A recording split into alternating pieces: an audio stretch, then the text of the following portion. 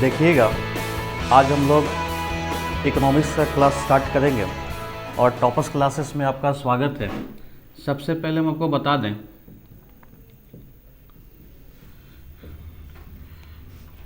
आज class 12th economics का lecture 1। सबसे पहले हम आपको बता दें कि इकोनॉमिक्स आखिर में होता क्या है, ठीक है। तो सबसे पहले आपको इकोनॉमिक्स का कहाँ पे चीज़ यूज किया जाता है, कहाँ से आया, तो इसका हिस्ट्री के बारे में जब हम लोग चलेंगे तो इकोनॉमिक्स जो था सबसे पहले आज से हज़ारों साल पहले जब इकोनॉमिक्स नाम का कोई भी चीज़ नहीं था। इंसान जो रहते थे सभी क्या है, किसी भी चीज़ का मैनेजमेंट के बारे में पता नहीं था। जैसे जो भी कुछ कमाएं खर्च कर दिए, कोई भी मैनेजमेंट नहीं था, फैमिली के बारे में या कुछ के बारे में कोई भी चीज़ इसके बारे में नहीं था। तो इकोनॉमिक्स में हम लोग मेनली क्या पढ़ते हैं, हम लोग मैनेजमेंट के बारे में पढ़ते हैं। क्या चीज़ के बारे में पढ़ते हैं जी?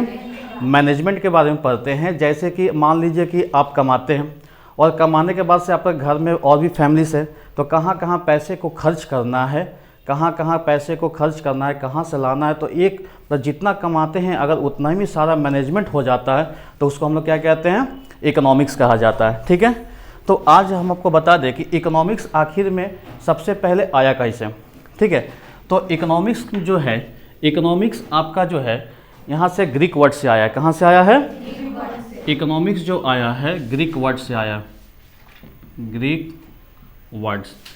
और ग्रीक वर्ड्स में इकोनॉमिक्स को हम लोग कहते थे ओइकोनोमिया। क्या बोलते थे हम लोग? ओइकोनोमिया, ठीक है। यानी कि हम लोग ग्रीक एक देश है, वहाँ से ग्रीक वर्ड लैंग्वेज चलता है, वहाँ से हम लोग लाए हैं इकोनॉमिक्स का। पहले इकोनॉमिक्स का नाम इकोनॉमिक्स नहीं था, इकोनॉमिक्स का नाम था आपको ओइकोनोमिया। और ओइकोनोमिया का मतलब होता है आपका घर की ज़रूरत की चीज़ें, घर की ज़रूरत के चीज़ें, ठीक है। यानी कि अगर हम लोग छोटा छोटा मैनेजमेंट के बारे में स्टडी करते हैं तो उसी को हम लोग क्या कहते हैं, इकोनॉमिक्स कहते हैं। देखिए सबसे पहले बहुत साल पहले जब जाइएगा तो इकोनॉमिक्स नाम का कोई चीज़ नहीं था, ठीक है। कोई जैसे जो इंसान रहते थे वैसे ही रहते थे, किसी तरीका का कोई उसके बारे में चर्चा नहीं था, क्या इकोनॉमिक्स से क्या किसी भी सब्जेक्ट का नहीं था। जब इकोनॉमिक्स आया तो सबसे पहले क्या हुआ, पूरा दुनिया में पहला व्यक्ति थे एडम स्मिथ, जिन्होंने क्या किया, इकोनॉमिक्स का डेवलपमेंट किया। कौन किए थे? एडम स्मिथ जो थे इकोनॉमिक्स का डेवलपमेंट किए थे। उन्होंने ही आए और उन्होंने क्या कहें कि अगर किसी भी व्यक्ति को अगर इकोनॉमिक्स का ज्ञान है तो वह अमीर बन सकता है। यानी कि बोले किसी भी व्यक्ति हो, देश हो, अगर उसको इकोनॉमिक्स का ज्ञान हो जाता है तो वह देश क्या बन सकता है, हमारा अमीर बन सकता है। तो उसके बाद से पूरा दुनिया में इनका जय जयकार होने लगा कि कोई एक एडम स्मिथ जी आए हैं और उन्होंने क्या कहा कि अगर हम लोग अमीर बनना चाहते हैं तो हमको इकोनॉमिक्स का ज्ञान होना चाहिए। और इकोनॉमिक्स में वो क्या बोले कि अगर कोई भी व्यक्ति नेचर के सामान को जितना यूज करेगा, नेचर के सामान को जितना यूज करेगा उतना ही वो देश क्या हो जाएगा, अमीर बनते चला जाएगा। तो पूरा दुनिया में इनका जय जयकार होने लगा। सब कोई बोलने लगा। देखिए कोई एक एडम स्मिथ जी आए हैं जिन्होंने क्या कहा कि अगर आप नेचर के सामान को यूज कीजिएगा तो हम अमीर बन सकते हैं, इकोनॉमिक्स नाम का कोई एक सब्जेक्ट लाएं। तो पूरा जय जयकार एडम स्मिथ का होने लगा। एडम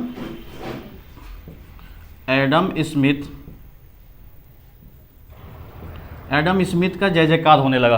बोले कोई एडम स्मिथ आए हैं और वो क्या बोले, अगर किसी व्यक्ति को इकोनॉमिक्स का ज्ञान है तो वो क्या बन सकता है, अमीर बन सकता है। यानी कि वो बोले, उन्होंने एक बुक लिखा और उस बुक में कौन सा बुक लिखे, an inquiry into the nature and causes of wealth of nation.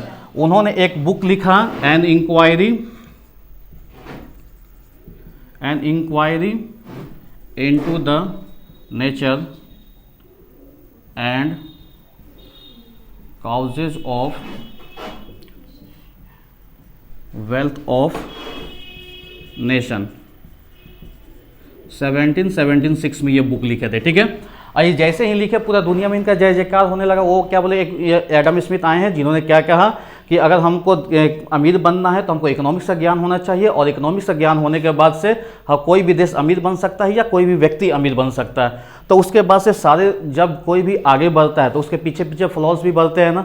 यानी कि आप कोई भी चीज़ में आगे बढ़िएगा तो आपका कंपटीटर आ जाएगा, बोला कि हमको भी नाम कमाना है, तो इनका नाम हो गया। तो इसके बाद से और भी बहुत सारे साइंटिस्ट आने लगे। साइंटिस्ट मीन्स क्या, जैसे कि अगर कोई मैथ में खोज करते हैं उसको मैथमेटिशियन बोलते हैं, कोई अगर इकोनॉमिक्स में खोज करता है उसको इकोनॉमिस्ट बोलते हैं, कोई फिजिक्स में खोज करता है उसको फिजिशियन बोलते हैं। इसी तरीक़ा से इसमें जो अर्थशास्त्र में रिसर्च कर रहे थे उसको क्या बोल रहे थे, अर्थशास्त्री बोल रहे थे, ठीक है। और इसके बाद से पहला व्यक्ति आए पूरा दुनिया में जो कि इकोनॉमिक्स के बारे में चर्चा किए। तो आप आपको ये बता दें कि एडम जो भी चीज़ का पहले खोज करता है उसी के नाम पे पहला सब्जेक्ट का नाम होता है। तो एडम स्मिथ कौन थे, पहला व्यक्ति थे, इसीलिए इनको क्या बोला जाता है, फादर ऑफ इकोनॉमिक्स भी बोला जाता है। क्या बोलते हैं, अर्थशास्त्र के पिता आपको एडम स्मिथ को बोला जाता है, ठीक है। अब इसके बाद से देखिएगा जब ये आए तो इसके बाद सेकेंड नंबर में आपको एक आए अर्थशास्त्री जेबी से आए। कौन आए, और जेबी से आए, उन्होंने क्या क्या बोला, हमको भी नाम कमाना है, हमको भी इकोनॉमिक्स में खोज करना है। और ये क्या बोले कि देखिए ये काम कुछ नहीं किए, खाली झूठ मूठ का नाम कमाएं। कैसे कमाएं, ये बोले कि देखिए एडम स्मिथ के ये बुक को उठाएं और ये रिसर्च किए, पढ़ें, और अगर नहीं एडम स्मिथ जी जो बोल रहे थे वो बात सही बोले। वो क्या बोले कि अगर कोई व्यक्ति नेचर के सामान को जितना यूज करेगा उतना ही वो क्या होता चला जाएगा, अमीर होता चला जाएगा। ये बात सही बोले, हम उनके बात से एग्री हैं। तो इनका क्या हो गया, इनका भी नाम होने लगा कि पूरा दुनिया में। वो क्या बोले कि देखिए एक जेबी से भी आए, उन्होंने भी क्या कहा, एडम स्मिथ के बात से एग्री है। तब बताइए कुछ काम किए थे क्या, कुछ काम नहीं किए थे, सिर्फ क्या किए कि इनके बात को सिर्फ एग्री कर दिया। तो इनको क्या बोला गया, इनको बोला गया कि चलिए जेबी से जो आए वो भी क्या किए, ये बात को रिसर्च किए और सारी चीज़ किए सही, यानी कि एडम स्मिथ क्या है, अच्छे हैं, इनका भी नाम होने लगा। उसके बाद से जैसे जैसे आप आगे बढ़िएगा, अगर कोई भी आप काम करते हैं तो जैसे अगर आप हाँ कोई दिक्कत नहीं, है ना, जैसे जैसे आप आगे बढ़िएगा तो आगे बढ़ते बढ़ते क्या होगा कि आपका क्या होगा, आपके फॉलोअर्स भी पीछे आएंगे, ठीक है, कि हम अगर वो नाम कमा लिए तो हमको भी कमाना है। फिर इसी तरीके से क्या होगा, कोई भी सब्जेक्ट का कोई भी चीज़ रिसर्च बढ़ते जाता है। तो सबसे पहले सेकेंड नंबर इसके बाद जो आए अल्फ्रेड मार्शल आए। कौन आए, अल्फ्रेड मार्शल आए। और इन्होंने क्या कहा, ये दुनिया के सामने आए, इकोनॉमिक्स में रिसर्च किए और आए, और इन्होंने क्या किया कि एडम स्मिथ जी जो हैं बहुत भारी गलती किए हैं, बहुत भारी गलती की है। ये बोल रहे हैं कि हम नेचर के सामान को यूज करेंगे तो उससे क्या हम अमीर बने जाएंगे। चलिए हम आपके बात को सही मानते हैं, तो आप ये बताइए कि किसी भी देश को या किसी भी व्यक्ति को कि अमीर बनने के लिए क्या खाली नेचर के सामान को ही यूज करके हम अमीर बनेंगे, वो नहीं होगा। इसके लिए बताइए और भी बहुत सारे जो अर्थशास्त्री और भी बहुत सारे जो पब्लिक है वो अपने योगदान देते हैं। जैसे मान लीजिए डॉक्टर हो गया, इंजीनियर हो गया, लॉयर हो गया, गवर्नमेंट सर्वेंट हो गया, आदमी बिजनेसमैन हो गया, जितना भी पब्लिक कमाते हैं ये भी तो अपना योगदान देते हैं इकोनॉमिक्स को बढ़ाने में, ये भी तो अपना योगदान देते हैं। तो ये क्या हुआ, इन्होंने कहा कि इन लोगों ने बहुत भारी गलती है, खाली नेचर के सामान का यूज करके खाली हम अमीर नहीं बनते हैं। उसके लिए आपको क्या करना होगा, बहुत सारे चीज़ होते हैं उसका भी यूज करके हम लोग में, जैसे पब्लिक हो, जैसे डॉक्टर है, क्या डॉक्टर कमाते हैं तो अपने इकोनॉमिक्स में योगदान नहीं देते हैं। टीचर्स है, लॉयर है, वकील है, बहुत सारे चीज़ें जो सारे कोई भी कमाते हैं तो योगदान देते हैं, खाली नेचर से हम लोग अमीर नहीं बनते हैं। तो आपने इस सारी चीज़ों को हटा दिया है। क्या चीज़ को हटा दिया है, सारी चीज़ों को हटा दिया। और इन्होंने कौन सा बुक लिख दी है, प्रिंसिपल ऑफ इकोनॉमी। कौन सा बुक लिखे इन्होंने, principle of economy, principle of economy. ये इन लोगों ने इस बुक को लिखा है 1890 ईस्वी में। कब लिखे हैं, 1890 में ये बुक एक पब्लिश्ड हुआ जो कि अल्फ्रेड मार्शल जी किए थे, और उस बुक का नाम था प्रिंसिपल ऑफ इकोनॉमी, ठीक है। तो सबसे पहले एडम स्मिथ आए, उन्होंने कौन सा book, an inquiry into the nature and causes of wealth of nation 1776 में। सेकंड पे आपके अल्फ्रेड मार्शल आए, और अल्फ्रेड मार्शल कौन सा लिखे, प्रिंसिपल ऑफ इकोनॉमी। और इसमें उन्होंने क्या किया कि नेचर के सामान के साथ साथ हम लोग जितने भी आपका पब्लिक है, पब्लिक सर्वेंट्स है, सारे कोई भी इकोनॉमिक्स में योगदान देते हैं जिससे हमारा देश अमीर होता है, ठीक है। तो इस तरीके से चल रहा था, फिर चलते चलते चल रहे आगे। उसके बाद से फिर एक बहुत महान अर्थशास्त्री आए जिनका नाम था प्रोफेसर लियोनार्ड रॉबिन्स। क्या नाम था उसका, प्रोफेसर लियोनार्ड रॉबिन्स, ठीक है। इनका नाम था professor Leonard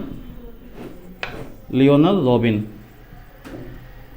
professor Leonard Robins. इन्होंने क्या कहा कि इन सारे जितने भी खोज कर रहे हैं, चाहे वो एडम स्मिथ जी हो, चाहे जेबी से हो या अल्फ्रेड मार्शल हो, इन सभी लोगों ने क्या किया, समाज में अराजकता फैला के रख दिया है।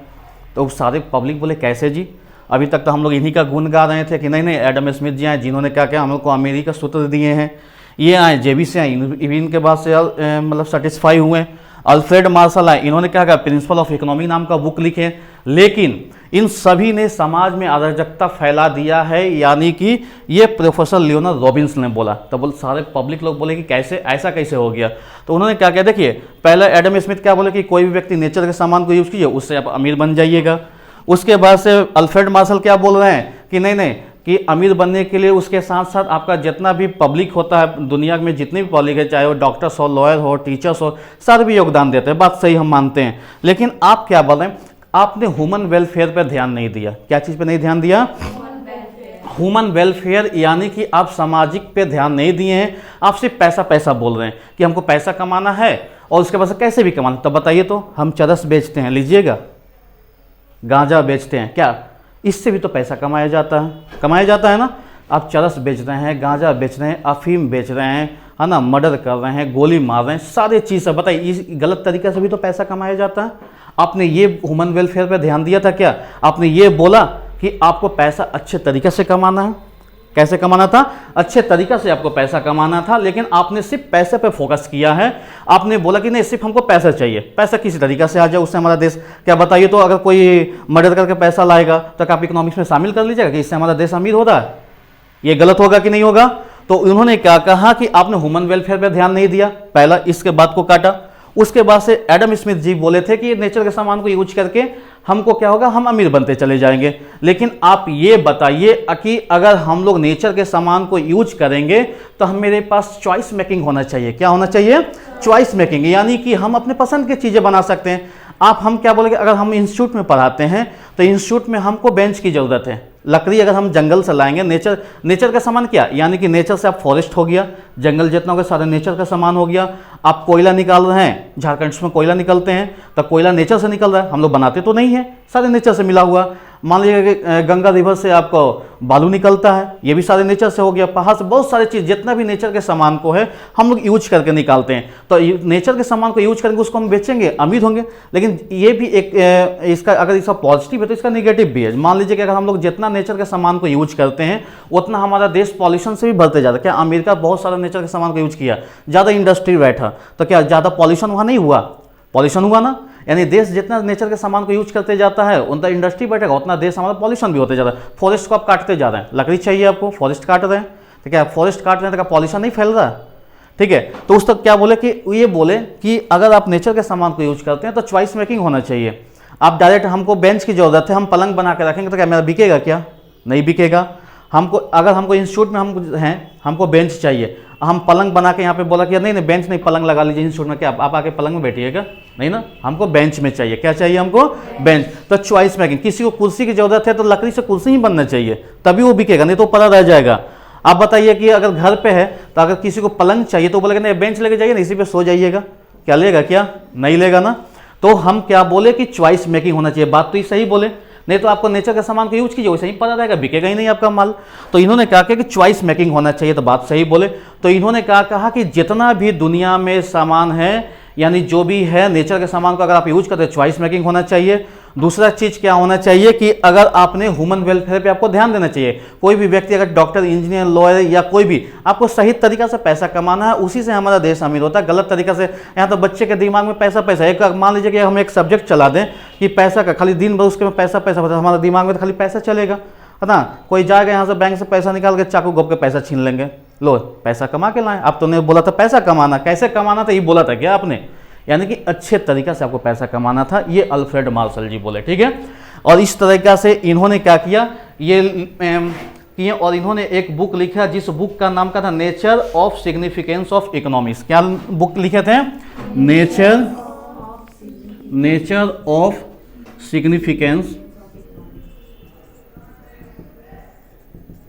Significance of economy. ये कब लिखे थे? 1931 में। कब लिखे थे? 1931 में। और ये बुक देखिए, कोई भी जब अर्थशास्त्री कुछ भी चीज़ का डेवलपमेंट करते हैं तो उस पर एक बुक लिखते हैं, ठीक है। तो ये बुक लिखे, और इस तरीका से इनका क्या हो गया, आपका इकोनॉमिक्स का हिस्ट्री था। तो इकोनॉमिक्स क्या हुआ, सबसे पहले इसको खोज करने वाले व्यक्ति थे एडम स्मिथ, और एडम स्मिथ ने कहा कि अर्थशास्त्र जो है आपका धन का विज्ञान है, यानी कि आप जितना इसको यूज कीजिएगा नेचर के सामान को, उतना ही देश हमारा अमीर बनते चला जाएगा। और इन्होंने एक बुक लिख दिया है ना, an inquiry into the nature and causes of wealth of nation 1776 में।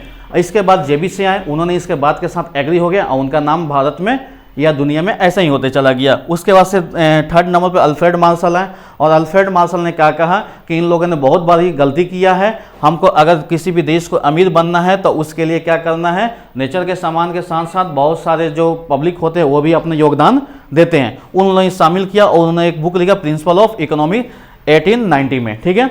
उसके बाद से अल्फ्रेड मार्शल है और इन्होंने सारे के बात को काट दिया और काटने के बाद से nature of significance of economy 1931 में बुक लिखे। उन्होंने कहा क्या कि हम लोग का चॉइस मेकिंग होना चाहिए और पैसा को कैसे तरीका से कमाना चाहिए, अच्छे तरीका से, यानी ह्यूमन वेलफेयर पे आपको ध्यान देना चाहिए। इस तरीका से हम लोग का इसका हिस्ट्री रहा। अब आप बताइएगा कि इकोनॉमिक्स जब हम लोग खोज किए थे तो सबसे पहले इस वर्ड को कहाँ से लिया गया था, ग्रीक वर्ड से। और ग्रीक वर्ड में इकोनॉमिक्स का मतलब क्या होता है, ओइकोनोमिया, और ओइकोनोमिया का मतलब होता है घर की ज़रूरत के चीज़ें। यहाँ तक हम लोगों का क्या था, हिस्ट्री था। अब हम लोग आते हैं कि इकोनॉमिक्स का टाइप्स क्या होता है, इकोनॉमिक्स का टाइप्स क्या होता है। और हम आपको बताएं कि इकोनॉमिक्स जो होता है, हम लोग इकोनॉमिक्स को क्यों पढ़ते हैं, इकोनॉमिक्स को हम लोग मैनेजमेंट के लिए पढ़ते हैं। क्या चीज़ के लिए पढ़ते हैं, मैनेजमेंट के। क्योंकि अगर आप क्या होता है कितना कमाते हैं, किस तरीका से खर्च करते हैं, ये मैनेजमेंट एक होना चाहिए, ठीक है। जैसे कि हम आपको एक स्टोरी बताते हैं कि कोई भी बच्चे 12th पास किए, ठीक है। 12th पास होने के बाद से वो क्या करते हैं कि मान लीजिए कि उनका खुशी होता है, रिजल्ट आया, पास कर गए, तो बताइए होगा ना कि हमको कुछ घर पे गए, पार्टी वार्टी होना तो होता है ना, तो बाहर पार्टी करना है। तो क्या हुआ, उसके पापा कितना दिए, 1000 रुपया मान लीजिए उनको दे दिए। कितना दिए, 1000 उनको रुपीज़ मिला। और उसके बाद से बोला कि तो वो क्या बोल रहे हैं कि मान लीजिए 1000 रुपये में ही मेरा हो जाएगा क्या, हमको कपड़ा लेना है, सर के लिए मिठाई भी देना है ना, फेम में मूवी भी देखना है, पार्टी भी करना है, रेस्टोरेंट भी जाना है, 1000 में क्या होगा। तब बताइए तो हम लोग का इच्छा सीमित है क्या, इच्छा तो मेरा अनलिमिटेड है। आप हमको 5000 भी दे दीजिएगा फिर भी कम पड़ जाएगा। तो बोला कि 1000 लेना है तो लो, नहीं तो ये भी पैसा मेरे को दे दो, ठीक है। तो बोला नहीं रहने दीजिए, देखते हैं कुछ मैनेज करते हैं, दिमाग लगाते हैं। तो उन्होंने क्या किया कि मान लीजिए कि अब खर्चा है, दोस्त भी पार्टी मांग रहा है, कपड़ा भी लेना है, खिलाना भी है, मूवीज़ भी देखना है, 1000 रुपये में क्या क्या करें, महंगाई तो बहुत बढ़ गया। तो उसके बाद से क्या किया गया कि इन्होंने क्या किया कि कुछ मैनेजमेंट किए। बोला कि देखो हमको जो तुम फेम में मूवी देख रहा है, दोस्त लोग आया, चलो मूवी तो दिखाएंगे, हम उसको क्या करेंगे, सिंपल स्क्रीन में मूवी दिखा दिए, रेड टॉकीज में लेके चले गए, ठीक है। क्या हुआ, जहाँ पे 200 टिकट का था 50 रुपये में मेरा काम चला गया, ठीक है। उसके बाद से हमको उसको रेस्टोरेंट में खिलाना था, तो रेस्टोरेंट की जगह हम कहाँ लेके चले गए, चौपाटी में, ठेला में होता है ना, जहाँ पे 500 खर्च होने वाला था मेरा 100-150 में मेरा काम चला गया। अब रहा बात तीसरा, उसके पास है कि हमको कपड़ा खरीदना है। क्या खरीदना है, कपड़ा खरीदना है। तो कपड़ा खरीदेंगे तो खाली जीन्स ही किन लेंगे, एक तो 1000 रुपये का आ जाएगा, तो बहुत सारे चीज़ होता है। वो क्या बोला कि हमको चलो एक रुमाल ही खरीद के आ गए, कपड़ा तो खरीदे ना, एक रुमाल ही ले लिए। उसके बाद से आया कि अब हमको मिठाई भी देना है, सर रिजल्ट आया है ना, जाना अगर मिलेंगे तो देना तो पड़ेगा, ऐसे तो अच्छा नहीं लगेगा।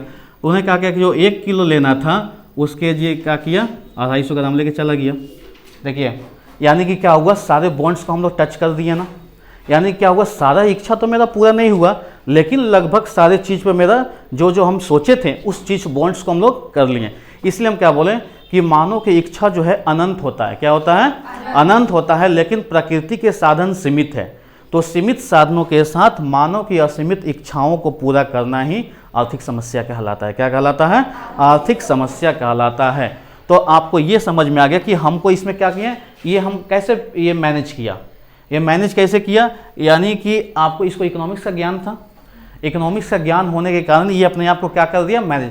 अगर इसको पता नहीं होता तो जाता मूवी में देखा 6 को ले गया, देखा 1500 खर्चा हो गया, वहीं पे फंस गया ना। तो पहले का ज़माना में हम लोग क्या था, कुछ मैनेजमेंट था ही नहीं। कोई 500 कमाया उधर खर्चा करके आ गया, उसको पता ही नहीं कि घर में कैसे करना है।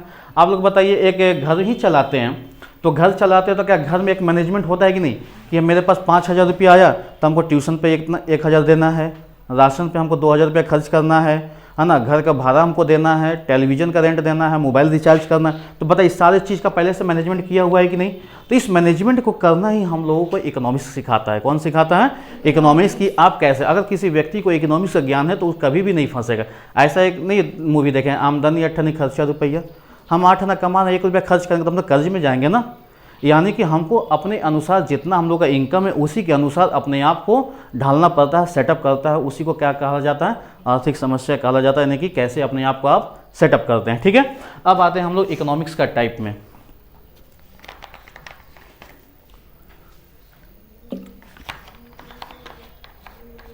यहाँ तक क्लियर है? चलिए अब देखिएगा, हम आपको क्या बोलें कि इकोनॉमिक्स जो होता है आपका, there are 2 types of economics. First is called micro economics,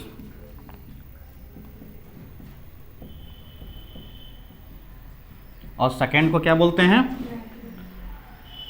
macro economics. तो आप देखिएगा, माइक्रो इकोनॉमिक्स को हिंदी में व्यष्टि अर्थशास्त्र कहते हैं। क्या कहते हैं? व्यष्टि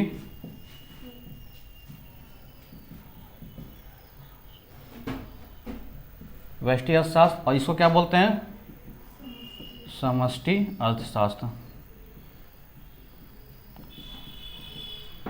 ठीक है,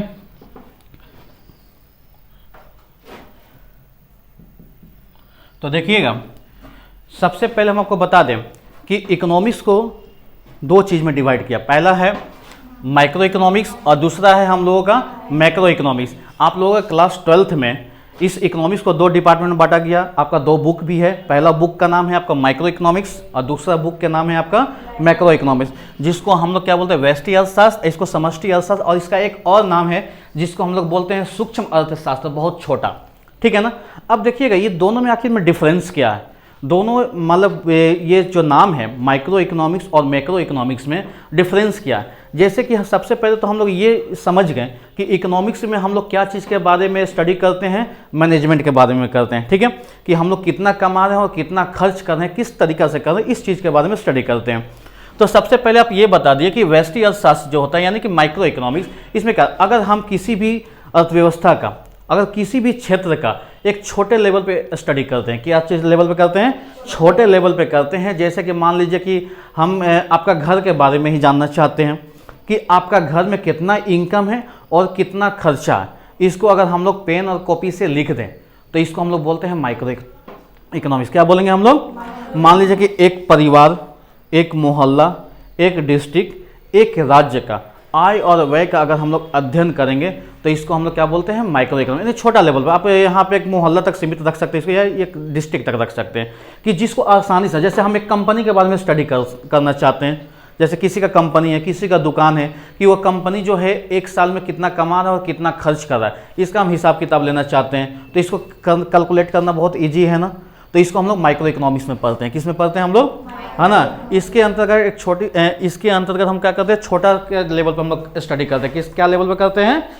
इसके अंतर्गत हम किसी छोटे से फॉर्म, किसी छोटे से कंपनी के आय और व्यय का अध्ययन करेंगे। आय मीन्स होता है आपका इनकम और व्यय मीन्स होता है एक्सपेंडिचर, खर्चा। क्या होता है? एक्सपेंडिचर यानी खर्चा।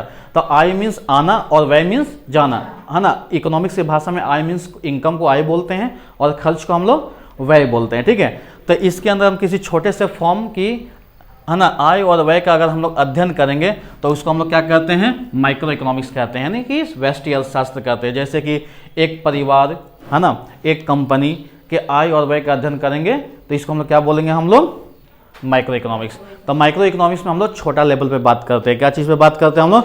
छोटा लेवल पर, जिसको हम लोग आसानी से कैलकुलेट कर सकते हैं। अब देखिएगा, मैक्रो इकोनॉमिक्स में क्या होता है? इसके अंतर्गत हम पूरे राज्य, पूरे देश या पूरे विश्व के आय और व्यय का अध्ययन करेंगे तो इसको हम लोग क्या कहते हैं? हम लोग मैक्रो इकोनॉमिक्स। जैसे कि हम आपको बता दें कि पूरा धनबाद कितना कमाता है और कितना खर्च करता है, इसका आपको हिसाब किताब करना है। बताइए, बड़ा लेवल है ना। हम आपको पूरा राज्य का बोल दें, पूरा झारखंड का क्या इनकम है और क्या खर्च है, इसके बारे में स्टडी करना है तो हम लोग इसको मैक्रो में पढ़ेंगे, है ना। पूरा देश क्या कमाता है, क्या खर्च करता है, तो इसके बारे में भी मैक्रो में पढ़ेंगे। पूरा दुनिया क्या कमाता है और क्या खर्च होता है, पूरा दुनिया का हिसाब। बताइए, आपके पास सारा डाटा है ना, तो ये डाटा को किस तरीके से कलेक्ट किया जाता है, ये सारे चीज़ को हम लोग कहाँ पढ़ेंगे, मैक्रो इकोनॉमिक्स में पढ़ेंगे। तो इसके अंतर्गत पूरे राज्य, पूरे देश या पूरे विश्व का आय और व्यय का अध्ययन करेंगे, तो उसको हम लोग क्या बोलेंगे, मैक्रो इकोनॉमिक्स पढ़ेंगे। मेरा बात समझ में आया? चलिए, ये समझ में आ गया। उसके बाद से आपके पास दो टॉपिक आता है, इकोनॉमिक्स और दूसरा टॉपिक है आपका इकोनॉमी। ठीक है, इकोनॉमिक्स हम लोग अर्थशास्त्र को कहते हैं। क्या चीज कहते हैं? अर्थशास्त्र को हम लोग इकोनॉमिक्स कहते हैं और अर्थव्यवस्था को हम लोग क्या कहते हैं, इकोनॉमी कहते हैं। इकोनॉमिक्स और इकोनॉमी दोनों में डिफरेंस है। क्या चीज़ डिफरेंस है जी? इकोनॉमिक्स और, देखिए अर्थशास्त्र किसको कहते हैं, इसके अंतर्गत हम किसी क्षेत्र के अर्थव्यवस्था का अध्ययन करते हैं। क्या चीज़ के करते हैं? किसी भी क्षेत्र के अर्थव्यवस्था के बारे में अगर हम लोग स्टडी करेंगे तो उसको हम लोग बोलते हैं इकोनॉमिक्स। ठीक है, और इकोनॉमिक्स का ज्ञान लेकर अपना जीवन में अगर हम लोग लागू कर लेंगे, यूज कर लेंगे, तो उसको हम लोग बोलते हैं इकोनॉमी। क्या बोलते हैं हम लोग? कभी कभी आप लोग बोलचाल की भाषा में सुनते होंगे, कोई बोलता है मेरा अभी इकोनॉमिक्स ठीक नहीं चल रहा, ऐसा बोलता है ना। इकोनॉमिक्स ठीक नहीं, इकोनॉमिक्स इज अ सब्जेक्ट, और इकोनॉमी क्या बोलता है, उसका अमीरी और गरीबी को शो करता है। क्या चीज़ को शो करता है ना, उसको उसका अर्थव्यवस्था ठीक नहीं बोलते हैं कि अभी क्या, इसका मतलब ये बोलता है कि अभी मेरा इकोनॉमी ठीक नहीं है। क्या ठीक नहीं है? इकोनॉमी, यानी मेरा अभी अर्थव्यवस्था ठीक नहीं है। इसका मतलब ये हुआ कि उसका कमाई और खर्च पे भी कंट्रोल नहीं है, यानी कमाई कम हो रहा है, खर्च ज़्यादा हो रहा है, या कमाई क्या हो रहा है, ज़्यादा हो रहा है, खर्च कम हो रहा है। तो उसका मतलब वो उसका संतुलन नहीं है, इक्विलिब्रियम पोजीशन पे वो अभी नहीं है, वो कमाई और उसका खर्च पे भी कंट्रोल नहीं है, इसलिए वो बोल रहा है मेरा इकोनॉमी ठीक नहीं है। तो देखिएगा, इकोनॉमिक्स किसको कहते हैं, यानी कि हम क्या बोले, जब क्या होता है कि किसी भी हम क्षेत्र के अर्थव्यवस्था के अध्ययन का, अर्थव्यवस्था का अध्ययन करने का मतलब ये हुआ है ना कि उस किसी भी, मान लीजिए घर के बारे में जानते हैं, घर कितना कमाता है और कितना खर्च करता है, इसके बारे में हम स्टडी करना चाहते हैं। आपके बारे में हम जानना चाहते हैं कि आप क्या कमाते हैं और क्या खर्च करते हैं, कितना सेविंग करते हैं, इसके बारे में हम सब जानना चाहते हैं। तो इसी को हम लोग क्या बोलेंगे, हम लोग इकोनॉमिक्स बोलेंगे। और इकोनॉमी किसको कहेंगे? इकोनॉमिक्स का ज्ञान लेकर अपना जीवन में लागू कर देना, उसको हम लोग इकोनॉमी बोलते हैं। ठीक है, मेरा बात समझ में आ गया? तो आप इकोनॉमिक्स का समझ गए। इकोनॉमिक्स दो तरीका का होता है, माइक्रो और मैक्रो, ये बता चुके ना। अब हम लोग इकोनॉमी के बारे में चलेंगे। इकोनॉमी आपका कितना होता है? 3 तरीके का होता है। कितना तरीका का होता है? 3 तरीका का होता है। सबसे पहले हम बता दें कि इकोनॉमी कौन कौन सा। सबसे पहला होता है आपका पूंजीवादी अर्थव्यवस्था। कौन सा होता है? पूंजीवादी अर्थव्यवस्था। पहला होता है पूंजीवादी अर्थव्यवस्था। दूसरा होता है आपका समाजवादी अर्थव्यवस्था, समाजवादी अर्थव्यवस्था। ठीक है, और तीसरा होता है आपका मिश्रित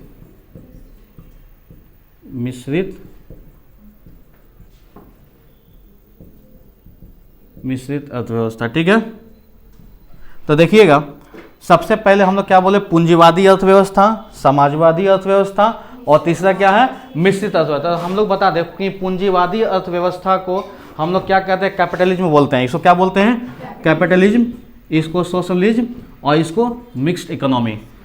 कैपिटलिज्म इकोनॉमी, सोशलिज्म इकोनॉमी, और इसको बोलते हैं मिक्स्ड इकोनॉमी इंग्लिश में। ठीक है, तो सबसे पहला बात आपके पास आया कि पूंजीवादी अर्थव्यवस्था किसको कहते हैं, दूसरा पे आया आपका समाजवादी अर्थव्यवस्था किसको कहते हैं, और तीसरा आया कि आपको मिश्रित अर्थव्यवस्था किसको कहते हैं। तो सबसे पहले बता दें कि उत्पादन, अगर किसी भी देश में हम लोग क्या करते हैं कि उत्पादन होता है, हर जगह प्रोडक्शन, कोई चीज़ का उत्पादन होता है ना। तो ऐसी आर्थिक व्यवस्था जिसमें उत्पादन के साधनों पर सरकार का अधिकार होता है। क्या चीज़ का अधिकार होता है? सरकार का अधिकार होता है। ऐसी आर्थिक व्यवस्था जिसमें उत्पादन के साधनों पर सरकार का अधिकार होता है, तो उसे हम लोग क्या कहते हैं? अच्छा, एक मिनट, उसको समाजवादी कहते हैं। क्या कहते हैं? पूंजीवादी में क्या होता है? ऐसी आर्थिक व्यवस्था जिसमें उत्पादन के साधनों पर क्या चीज का अधिकार होता है? निजी स्वामित्व का अधिकार होता है, प्राइवेट सेक्टर का अधिकार होता है। किसका अधिकार होता है? प्राइवेट सेक्टर का अधिकार होता है। तो उसे हम लोग क्या कहते हैं? पूंजीवादी अर्थव्यवस्था कहते हैं। क्या कहते हैं हम लोग? पूंजीवादी। जैसे कि मान लीजिए कि कोई देश है, ठीक है, अब पूंजीवादी अर्थव्यवस्था को अपनाने वाला देश कौन कौन सा है? USA, UK, Canada, Britain. कौन सा है? यूएसए, यूके, कनाडा, ब्रिटेन और भी बहुत सारा देश है। ठीक है, जो कि सारे कौन सा अर्थव्यवस्था को अपनाते हैं, पूंजीवादी अर्थव्यवस्था यानी कैपिटलिज्म इकोनॉमी को अपनाते हैं। इसमें क्या होता है ना कि वहाँ पे कोई भी चीज़ अगर प्रोडक्शन होता है, क्या चीज़ होता है, प्रोडक्शन होता है, कोई भी चीज़ निकला तो सारे उस प्राइवेट सेक्टर वाले काम करते हैं, उसमें गवर्नमेंट का कोई हस्तक्षेप नहीं होता, गवर्नमेंट वहाँ कोई काम नहीं करता है, ठीक है। कोई भी चीज़ निकला, हमको मान लीजिए कोई भी नेचुरल चीज़ निकला तो उस पर किसका अधिकार होगा, मेरा ज़मीन है तो मेरा अधिकार होगा, किसी का और है तो उस अधिकार, मतलब प्राइवेट सेक्टर वाले सारे उस पर काम करेंगे, उस पर गवर्नमेंट आपका काम नहीं करेंगे, ठीक है, ये आप समझ गए। और इसको अपनाने वाला देश कौन कौन सा है, यूएसए है, कौन सा है, यूएसए है, यूके है, कनाडा है और ब्रिटेन है।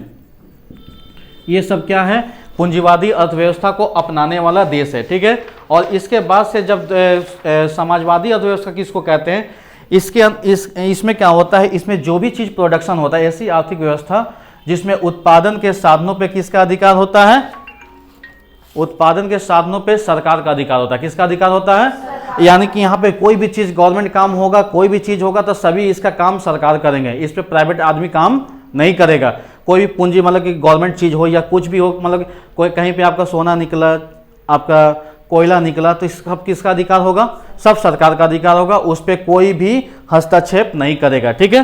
तो ऐसी आर्थिक व्यवस्था जिसमें उत्पादन के साधनों पर सरकार का अधिकार होता है, यानी कि कौन सा, सरकार का अधिकार, ठीक है, गवर्नमेंट का अधिकार होता है, तो उसको हम लोग क्या बोलेंगे, हम लोग समाजवादी अर्थव्यवस्था, इसको सोशलिज्म इकोनॉमी बोलते हैं। और बताइए तो समाजवादी अर्थव्यवस्था को अपनाने वाला देश कौन कौन सा है, रसिया, मलेशिया, कौन कौन सा है,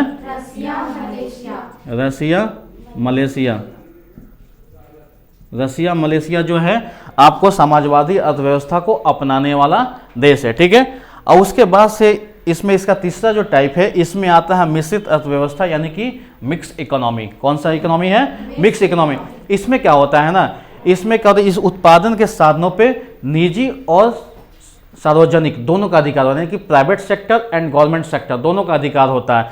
कोई भी चीज़ उत्पादन हुआ, कोई भी काम करना है तो प्राइवेट सेक्टर और गवर्नमेंट दोनों मिल के काम करेगा, तो इसमें क्या बोलते हैं हम लोग, मिश्रित अर्थव्यवस्था बोलते हैं। और इसको अपनाने वाला देश है जैसे इंडिया, पाकिस्तान, भूटान, श्रीलंका, चाइना, ये सारे जो है आपका मिक्स इकोनॉमी को अपनाने वाला देश है, ठीक है। यानी कि मिक्स इकोनॉमी को अपनाने वाला देश कौन कौन सा है, इंडिया, पाकिस्तान, भूटान, जी, इंडिया, पाकिस्तान, भूटान, यानी कि जितना भी इधर का देश है लगभग। अब बोले सर हमको कैसे समझ में आएगा कि इंडिया जो है मिक्स इकोनॉमी में आता है, ये उस फॉर्मेट को अपनाता है, बताइए तो। अभी हम आपको एग्जांपल देते हैं, यहाँ ट्रेन चलता है ना, रेलवे ट्रेन किसका होता है, गवर्नमेंट का होता है ना। उसमें बताइए टिकट काउंटर पे कौन होता है, गवर्नमेंट एम्प्लॉय होता है, TT government employ, police government employ. लेकिन उसमें जो कैंटीन लेके रखे हुए हैं, जो कैंटीन में आप करते हैं, तो कैंटीन वाला कौन है, प्राइवेट वाला, उसका टेंडर मिलता है, ठीक है, ठीक है, तो प्राइवेट वाला उसको टेंडर मिलता है, ठीक है, तो टेंडर मिलता है, प्राइवेट सेक्टर वाले काम करते हैं। उसके बाद से और भी बहुत सारे जो है, जैसे उसमें कैंटीन हो गया, फिर उधर से जो प्राइवेट से आपका कभी कभी देखिएगा जो स्टेशन पे होता है, उस सारे जो घूम के बेचने वाले होते हैं, वो सब प्राइवेट वाले काम करते हैं। आप बिजली विभाग में चले जाइएगा तो वहाँ पे जो ऑफिसर होता है वो सब क्या होता है, गवर्नमेंट होते हैं। लेकिन उसी के जगह पे जब आप जाइएगा कि जैसे कि जो आपको बिल काटने घर पे आते हैं, तो बिल काटने वो सब प्राइवेट एम्प्लॉय होते हैं, क्या होते हैं, प्राइवेट एम्प्लॉय। वो क्या होते हैं, वो गवर्नमेंट वो नहीं होते, वो प्राइवेट वाले काम करते हैं। इसी तरीक़ा से आप चल जाइए, आप नगर निगम में चले जाइएगा, तो नगर निगम में क्या होता है, यानी कि यहाँ पे जो जितना भी होता है कि पानी वाला जो बिल होता है या जितना भी नगर निगम में आते हैं, तो सबका उसमें कुछ प्राइवेट एम्प्लॉय होते हैं, कुछ गवर्नमेंट एम्प्लॉय, दोनों के मिला भगत से काम चलता होता है ना। तो यहाँ पे भारत में आप देखिएगा कि गवर्नमेंट के साथ साथ प्राइवेट सेक्टर भी उसमें काम कर रहे हैं, इसीलिए इसको क्या बोलते हैं, मिश्रित अर्थव्यवस्था बोलते हैं। क्या बोलते हैं, आप बीसीसीएल में चले जाइए तो बीसीसीएल में गवर्नमेंट एम्प्लॉय भी हैं, और उसके बाद सब प्राइवेट जगह लोडर हो गया, ड्राइवर्स हो गया, बहुत सारा वहाँ काम करने वाला, सब प्राइवेट सेक्टर के काम होते हैं कि नहीं होते हैं। तो इस तरीक़ा से यहाँ काम चलते हैं। तो बताइएगा इकोनॉमी कितना तरीका का होता है, पहला पूंजीवादी अर्थव्यवस्था, समाजवादी अर्थव्यवस्था और मिश्रित अर्थव्यवस्था। ये पूंजीवादी अर्थव्यवस्था में क्या होता है, उत्पादन के साधनों पर सिर्फ गवर्नमेंट प्राइवेट सेक्टर का अधिकार होता है। समाजवादी में क्या होता है, गवर्नमेंट का अधिकार होता है। और मिश्रित में क्या होता है, प्राइवेट और गवर्नमेंट दोनों का अधिकार होता है। इस तरीका से यहाँ पे चलता है, ठीक है। इसके बाद से जब हम लोग अगला टॉपिक पे आएंगे तो आपको बता दें, सबसे पहले हम आपको बताए थे ना कि आर्थिक समस्या किसको कहते हैं, आर्थिक समस्या बताए थे ना जी। आर्थिक समस्या क्या होता है, अभी अर्थव्यवस्था समझ गए। अब इसके बाद से आते हैं कि आर्थिक समस्या, इसको हटा देते हैं। यहाँ क्लियर है ना? चलिए अगला टॉपिक है आपका आर्थिक समस्या है। हम आपको बताए थे घर इक्वल टू देश होता है। क्या होता है? घर इक्वल टू देश। जो आपका घर का प्रॉब्लम होगा वही देश का भी प्रॉब्लम होगा। बताइए तो, घर का प्रॉब्लम, आपका घर का प्रॉब्लम, इनका घर का प्रॉब्लम, इनका घर का प्रॉब्लम, सारे घर का प्रॉब्लम को अगर हम लोग ऐड कर देंगे तो धनबाद का प्रॉब्लम होगा। सारे धनबाद का प्रॉब्लम ऐसे ऐसे छोटा छोटा डिस्ट्रिक्ट का और ऐड कर देंगे तो झारखंड का प्रॉब्लम होगा। और ऐसे छोटा छोटा सारे स्टेट को अगर हम लोग प्रॉब्लम को ऐड कर देंगे तो हमारा देश का प्रॉब्लम होगा। अब बहुत सारा देश का प्रॉब्लम अगर हम लोग इंक्लूड कर देंगे तो मेरा वर्ल्ड का प्रॉब्लम होगा। क्या चीज़ का हो जाएगा? वर्ल्ड का प्रॉब्लम होगा। तो इसी तरह से घर इक्वल टू क्या होता है? देश। जो आपका प्रॉब्लम है, क्या है कि देश जो बनता है छोटा छोटा इंसान से ही मिलकर बनता है, छोटा छोटा फैमिली से ही मिलकर बहुत बड़ा फैमिली बनता है। ठीक है, तो जैसे कि हम बता दें कि आर्थिक समस्या क्या होता है। आर्थिक समस्या, ठीक है, फाइनेंशियल प्रॉब्लम। क्या होता है ये? फाइनेंशियल प्रॉब्लम, यानी कि आपका क्या प्रॉब्लम है ना? मेरा क्या प्रॉब्लम है? फाइनेंशियल प्रॉब्लम मेरा क्या है? हम लोग को फाइनेंशियल प्रॉब्लम तो समझ में आ रहा है ना, क्या होता है? वो लग रहा है पैसा से रिलेटेड है ना। तो पूरा इकोनॉमिक्स में हम लोग पैसा के बारे में पढ़ना है ना। पूरा इकोनॉमिक्स मीन्स क्या कहलाता है? आप कैसे कमाइएगा, कैसे खर्च कीजिएगा, कैसे हमारा बिजनेस चलेगा, कैसे कस्टमर आएगा, कैसे कस्टमर जाएगा, पूरा दुनिया का सोच क्या है, पूरा वर्ल्ड का सोच क्या, ये चीज़ को इकोनॉमिक्स बनाता है। और कुछ इसमें बहुत सारा चीज़ नहीं होता। ठीक है, आपका डे टू डे लाइफ से रिलेटेड है इकोनॉमिक्स। ठीक है, तो बताइए आर्थिक समस्या क्या होता है, यानी फाइनेंशियल प्रॉब्लम क्या होता है। तो हम लोग का प्रॉब्लम क्या है कि हम लोग का इच्छा अनंत है। क्या है? हम लोग का इच्छा क्या है? अनलिमिटेड है। लेकिन रिसोर्सेस क्या है? लिमिटेड है कि नहीं? प्रकृति के साधन तो सीमित है। हम लोग की इच्छा क्या है? अनंत। बताइए तो, यहाँ से कोयला निकल रहा है झारखंड से, क्या जिंदगी भर कोयला निकलते रहेगा? एक समय ऐसा आएगा जो ये खत्म हो जाएगा। पेट्रोल है तो क्या हमेशा पेट्रोल आपको मिलते रहेगा? एक समय ऐसा आएगा कि पेट्रोल भी खत्म हो जाए। यानी क्या फॉरेस्ट है तो हमेशा आप सारा फॉरेस्ट काट दीजिएगा तो फिर फॉरेस्ट कहाँ से मिलेगा? जंगल मिलेगा क्या? नहीं मिलेगा ना।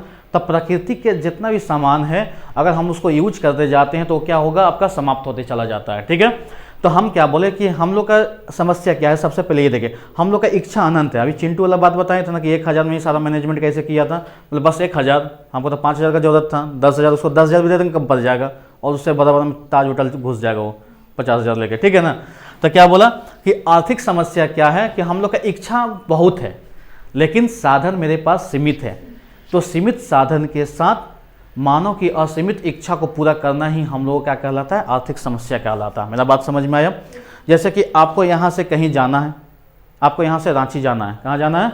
रांची जाना है।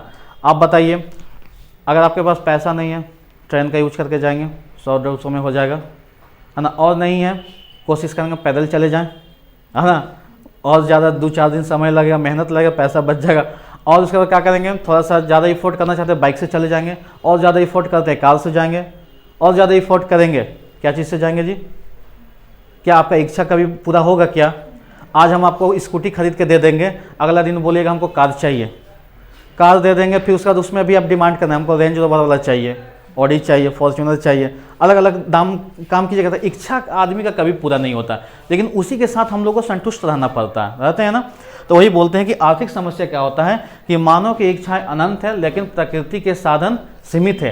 अतः सीमित साधनों के साथ मानव की असीमित इच्छाओं को पूरा करना ही क्या कहलाता है? आर्थिक समस्या। ठीक है, और आर्थिक समस्या हम आपको बता दें कि इसका सबसे पहले असीमित आवश्यकताएं हैं, सीमित साधन है, साधन के वैकल्पिक प्रयोग है। मान लीजिए कि अगर हम लोगों का, मान लेते हैं हम लोग चाय पीते हैं ना, चाय पीते हैं, अगर चाय महंगा हो जाए, कॉफ़ी सस्ता हो जाए तो हम लोग कहाँ टर्न हो जाएंगे? कॉफ़ी पीने लगेंगे। बता, इसका अल्टरनेटिव यूज है ना। अगर कोई भी चीज़ महंगा हो जाता है तो उसके जगह पे अगर सेम फंक्शन है लगभग, तो इसका हम लोग छोड़ के अगले वाले पे मूव कर जाते हैं, जिससे कि हमारा क्या हो जाए? आर्थिक समस्या थोड़ा सुधरे। ये होता है ना। तो ये तो हमारा प्रॉब्लम था। इसी तरीक़ा से हमारा देश का भी प्रॉब्लम है। किसका प्रॉब्लम है जी? हमारा देश का प्रॉब्लम है, जिसको हम लोग क्या बोलते हैं? सेंट्रल प्रॉब्लम बोलते हैं, केंद्रीय समस्या। क्या बोलते हैं? केंद्रीय समस्या। केंद्रीय समस्या, इसको हम लोग सेंट्रल प्रॉब्लम बोलते हैं, सेंट्रल प्रॉब्लम। बताइए तो, जैसे हम लोगों के पास में समस्या है तो हम ही लोग का तो समस्या लेके देश बनता है। तो बताइए, देश के पास समस्या नहीं होगा? देश के पास समस्या, हर देश के पास अपना समस्या है। तो देश के पास बहुत भारी समस्या है जो कि 3 समस्या है। कितना समस्या है जी? 3 समस्या है। और तीनों समस्या कौन सा है? सबसे पहला इसका समस्या है कि क्या उत्पादन करें। पहला समस्या इसका क्या है? क्या उत्पादन करें। दूसरा समस्या इसका है कैसे उत्पादन करें, कैसे उत्पादन करें। और तीसरा समस्या है किसके लिए उत्पादन करें, किसके लिए उत्पादन करें। ठीक है, 3 समस्या है देश के पास। कौन कौन सा समस्या है? What's goods to produce, how to produce और व्हाट टू प्रोड्यूस।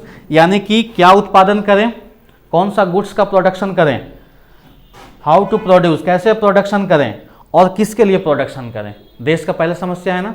तो देखिएगा, हम लोग मतलब सबसे पहले हम लोग का देश में हम लोग चल रहे हैं, हम लोग यहाँ बैठे हुए हैं ना।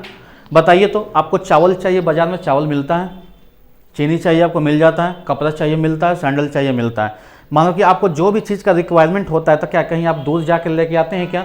बाजार जाते हैं, सारा चीज़ आपको प्रबंध है, वहाँ से खरीद के हम लोग लेके आ जाते हैं। लेकिन कभी ये आप सोचे हैं क्या इसके बैकग्राउंड के पीछे कि ये सारा जो मैनेजमेंट है ये कर कौन रहा है? आपको सैंडल चाहिए, बाजार में सैंडल मिल जा रहा है, चीनी चाहिए, चीनी मिल जा रहा है, चावल चाहिए, चावल मिल रहा है। आखिर कम बेसी हो क्यों नहीं रहा? इतना भारी जनसंख्या, 150 करोड़ का आबादी है हमारा, सबको मिल रहा है।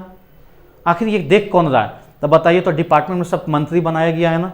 देखिएगा ना, आपका शिक्षा मंत्री है ना, उसके बाद से आपका क्या है, अलग अलग तरीक़ा के सारे कोई मंत्री हैं और सारा अपना अपना फील्ड वो मैनेजमेंट करते हैं। ठीक है, तो सेंट्रल क्या सोचता है, वहाँ जो गवर्नमेंट बैठे हुए हैं तो सबसे पहले उनको है कि क्या उत्पादन करें, मतलब कि उत्पादन कौन सा चीज़ को करना है। 2 तरीका का आपका गुड्स होता है, 2 तरीका का सामान होता है।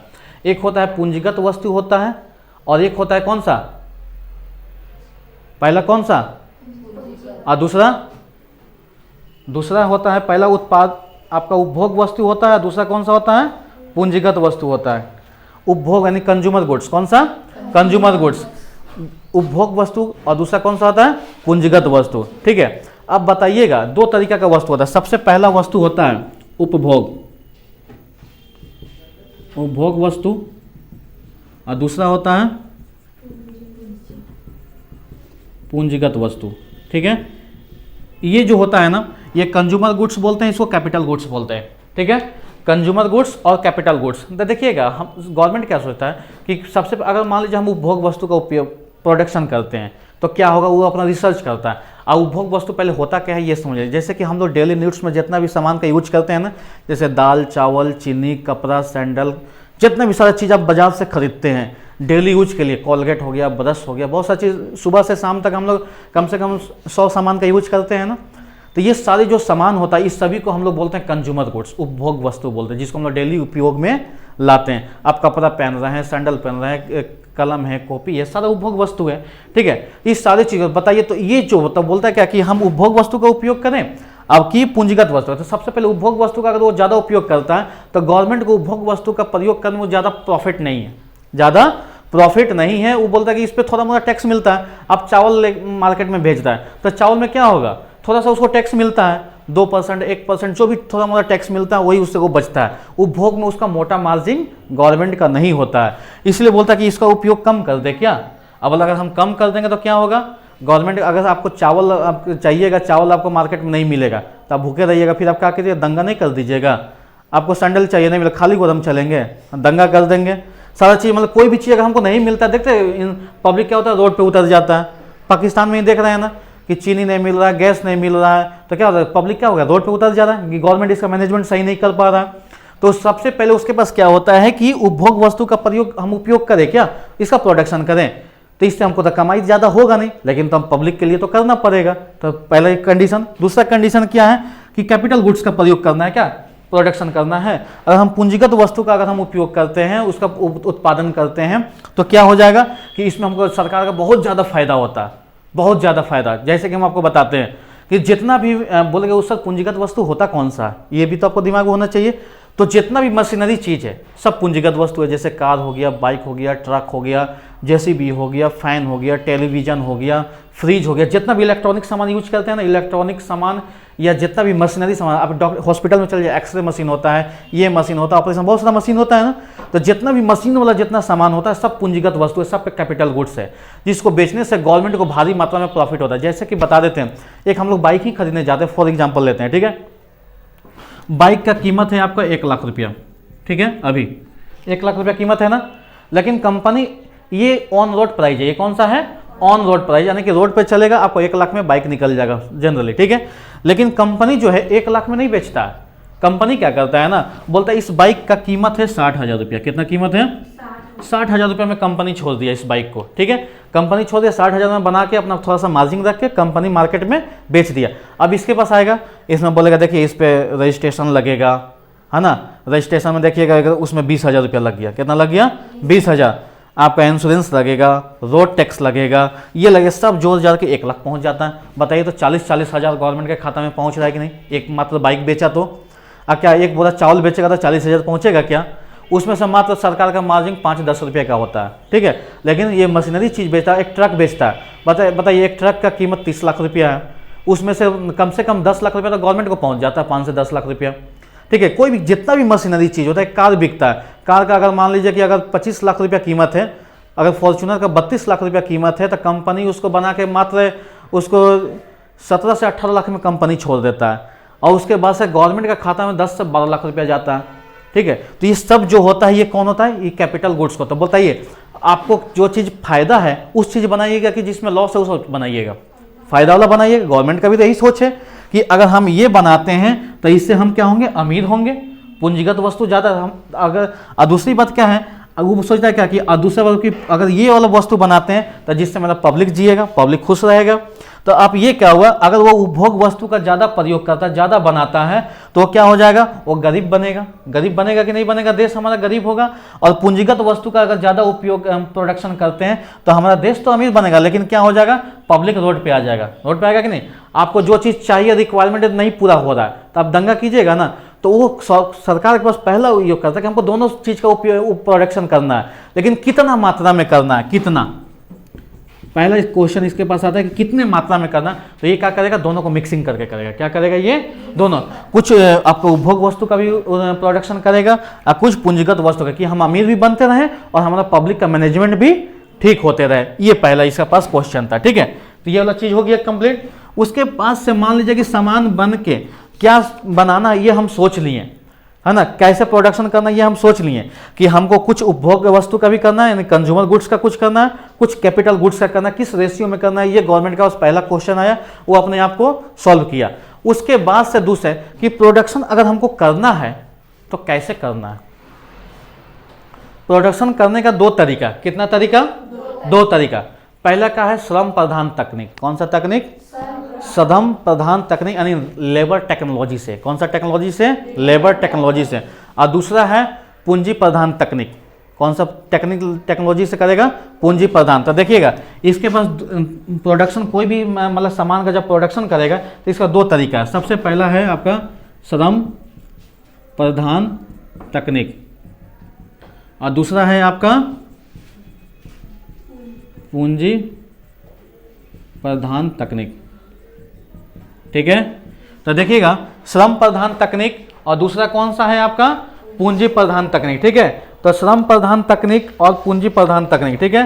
तो उत्पादन करने के लिए सबसे हम पहले आपको बता दें कि श्रम प्रधान तकनीक यानी लेबर इंटेंसिव टेक्नोलॉजी और दूसरा है आपका कैपिटल इंसेंटिव टेक्नोलॉजी, ठीक है। यानी लेबर टेक्नोलॉजी से करना है और दूसरा कौन सा चीज़ से करना है जी, पूंजी प्रधान तकनीक से, यानी कि मशीनरी टेक्नोलॉजी से करना है। तो सबसे पहले आप ये बताइएगा कि अगर हम लोग, अब देखिए गवर्नमेंट बोलता है कि अगर हम लोग लेबर से काम लेते हैं ज़्यादा, क्या है श्रम प्रधान तकनीक किसको कहते हैं, वह तकनीक जहाँ पर ज़्यादातर काम लेबर से लिया जाता है। किससे लिया जाता है, श्रम से लिया। श्रम लेबर को इकोनॉमिक्स में श्रम बोला जाता है, ठीक है। इंग्लिश में इसको लेबर बोलते हैं, आप जैसे भी इसको हिंदी में दिहाड़ी बोलते हैं, सुन लीजिए, ठीक है। तो श्रम प्रधान तकनीक में क्या होता है, ज़्यादातर जो काम होता है वो किससे लिया जाता है, लेबर से लिया जाता है, यानी श्रम से लिया जाता है। और पूंजी प्रधान तकनीक किसको कहते हैं, यहाँ पे ज़्यादातर काम मशीन से लिया जाता है। क्या चीज़ से लिया जाता है, मशीन से लिया जाता है। तो गवर्नमेंट सोचता है ना कि देखिए अगर हम लोग श्रम से काम करते हैं तो प्रोडक्शन मेरा स्लो होगा। मान लीजिए गाँव में आप जाइएगा, हम दे बहुत बड़ा खेत है, ठीक है, चलिए इस बिल्डिंग को ले लेते हैं। इस बिल्डिंग को हमको तोड़ना है, तोड़ के क्या करना है, हमको प्लान करना है, ठीक है। अगर हम इसमें 2 लेबर को लगा दिए, कितना लेबर लगाएं, 2 लेबर को इस बिल्डिंग को मान लीजिए कि 4 तल्ला 5 तल्ला बिल्डिंग है, इस बिल्डिंग को तोड़ने में कम से कम वो 20 दिन लेगा कि नहीं लेगा, 20 दिन लेगा ना। तो 2 लेबर मिल के इस बिल्डिंग को 20 से 25 दिन में तोड़ के प्लान कर देगा, ठीक है। तो इसको हम लोग बोलेंगे श्रम प्रधान तकनीक से काम किए हैं, ठीक है। और इसी के जगह हम क्या करें कि 2 जेसीबी लेके हम आते हैं। कितना जेसीबी लाना है, जेसीबी देखे हैं कभी, मशीन होता है जो घर द्वार तोड़ने वाला ही होता है स्पेशली, तो 2 जेसीबी लेके आते हैं। अब बताइए इस 5 तल्ला बिल्डिंग को 2 जेसीबी मिलकर कितना देर में तोड़ देगा, 5 मिनट तो नहीं लगेगा, लेकिन 2 घंटा में तो बर्बाद कर देगा।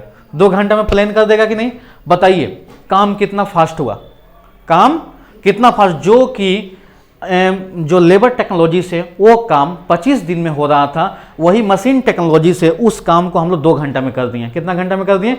इसी तरीका से आप जाइए ना, खेती जो होता है, जो खेत जोतता है, देखते हैं खेत कोड़ता है, तो एक अब ट्रैक्टर आ गया।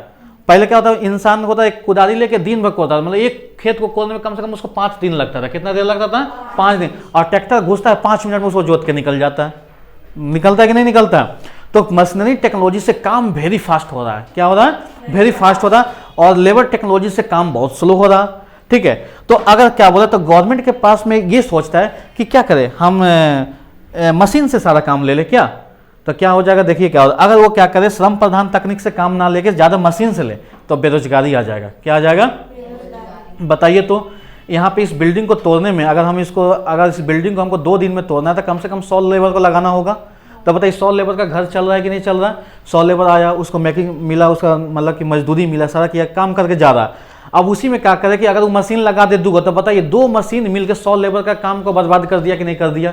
100 आदमी बेरोजगार हो गया, उसका इनकम चला गया, कमाई खत्म हो गया। तो उस कंडीशन में क्या होता है कि गवर्नमेंट का बोलता है अगर हम इसमें मशीन से ज़्यादा काम लेंगे ना, तो भारत में बेरोजगारी आ जाएगा। क्या आ जाएगा, बेरोजगारी आ जाएगा। मतलब सारा आदमी तो बेरोजगार हो जाएगा, सारा काम मशीनें कर रहा है, तो आदमी क्या करेगा, ठीक है। और उसके बाद से बोलता है कि अगर हम लोग सब, चलो बेरोजगारी नहीं आए तो हम रोजगार लाते हैं, सारा काम हम लेबर से को दे देते हैं। तो सारा काम लेबर को दे देगा, तो देखा टेक्नोलॉजी पूरा प्रोडक्शन हो रहा है स्लो, है ना। हमको प्रोडक्शन करना चाहिए था 10 ट्रक चावल, हो रहा है 1 ट्रक चावल, लो आदमी को खाने को नहीं है ना। क्या हो गया, काम स्लो हो गया। तो क्या करेगा ना, गवर्नमेंट सोचता है बेरोजगारी भी नहीं जाए और मेरा प्रोडक्शन स्लो भी ना हो। क्या हो जाए, यानी बेरोजगारी भी नहीं जाए और मेरा प्रोडक्शन स्लो भी ना। तो वो क्या करेगा ना कि कुछ लेबर डालेगा, कुछ मशीन डालेगा। बोला कि चलिए इस बिल्डिंग में कितना लेबर था, पहले 100 था, 100 तोड़ने के लिए था, हम 50 लेबर 60 लेबर रख देते हैं और एगो मशीन डाल देते हैं, है ना। मेरा काम फास्ट भी हो जाएगा, जो 25 दिन में काम होने वाला था वो मेरा काम हो जाएगा, हो सके 7-8 दिन में हो जाए, है ना। मतलब 50 को लेबर भी काम कर रहा है, एगो मशीन भी काम कर रहा है, खाली मशीन डाल देंगे तो बेरोजगारी आ जाएगा। तो इस टेक्नोलॉजी से गवर्नमेंट के पास ये दूसरा है कि कितना परसेंटेज में इसको रखना है, कितना परसेंटेज में इसको रखना है, कि हमको श्रम प्रधान टेक्नोलॉजी का यूज करना है कि पूंजी प्रधान टेक्नोलॉजी का यूज करना है, कितना।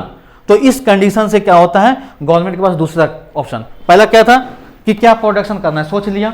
दूसरा क्या कि कैसे प्रोडक्शन करना है, ये भी सोच लिया कि हमको अगर लेबर से ज़्यादा करेंगे तो बेरोजगारी, मतलब कि प्रोडक्शन स्लो हो जाएगा, मशीन से ज़्यादा काम करेंगे तो बेरोजगारी आ जाएगा। तो दोनों को मिला के करेंगे तो जो दोनों काम मेरा चलेगा, होगा कि नहीं। अभी आप लोग नहीं बोलते हैं कि इंसान का काम छीन लिया, है ना।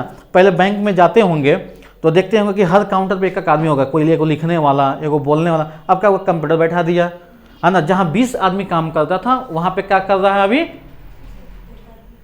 7-8 आदमी से बैंक चल रहा है कि नहीं कर रहा। पहले एक बैंक में 20 आदमी होते थे, कहीं भी आप काम कीजिए मशीन के आने का, लेकिन अभी भी उस टेक्नोलॉजी गवर्नमेंट उसी प्रोसेस, बताइए तो मैं 20 के जगह 10 काम कर रहा है ना। और उसमें भी अब क्या करें कि सबको हटा दे, खाली सुपर कंप्यूटर्स का, मतलब उसमें कंट्रोल वहीं से करे, खाली कंप्यूटर से ही कंट्रोल करे, तो क्या हो जाएगा, बेरोजगारी पूरा नहीं आ जाएगा। इसलिए अभी भी गवर्नमेंट सोचता है कि मशीन में टेक्नोलॉजी जितना भी हाई हो जाए, हमको उसके साथ क्या रखना है, इंसान को भी रखना है, लेबर को रखना है।